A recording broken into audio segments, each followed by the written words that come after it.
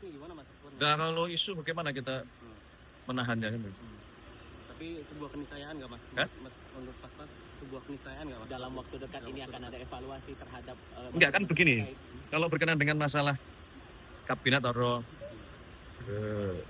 istilahnya yang kemudian rame ini kan reshuffle gitu.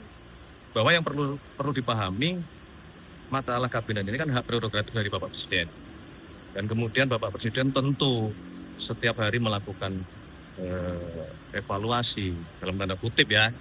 Bukan berarti satu forum khusus untuk mengevaluasi, tidak. Bahwa dalam proses bekerja itu menjalankan program, menjalankan tugas-tugas, itu pasti bagian dari perjalanannya adalah melakukan penilaian atau evaluasi.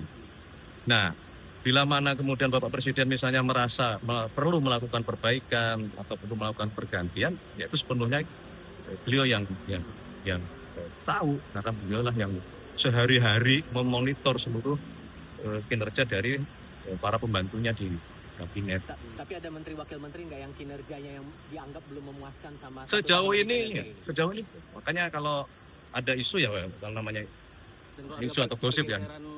Posisi kursi menteri Belum. juga wajar aja Mas. Ya pada konteks yang tadi saya sampaikan menjadi wajar kan. Kan kebutuhan yang paham Bapak Presiden. Pak, ada pesan Pak untuk itu arahan dari Pak Presiden sih Pak untuk Perminas agar mineral kritis bisa terkelola, kan selama ini belum. Ya justru itu dari Bapak Presiden untuk supaya kita diharapkan bisa mengelola mineral-mineral kita yang terutama mineral-mineral yang strategis ya, itu maka dimintalah Danantara membentuk satu entitas.